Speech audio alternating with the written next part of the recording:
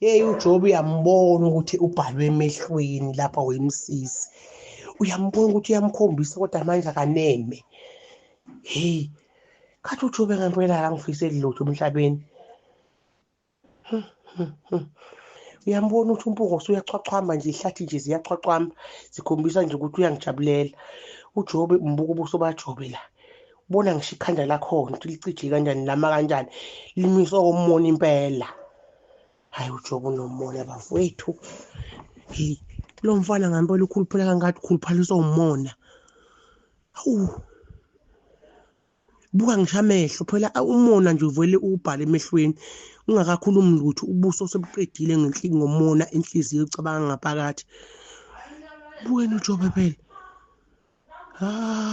Wangifisela lutho lo mfana. Yabona nje ubuka ikhishi lami la. Kodwa manje umkhombisa ngenhliziyo ebuhlungu. Hey.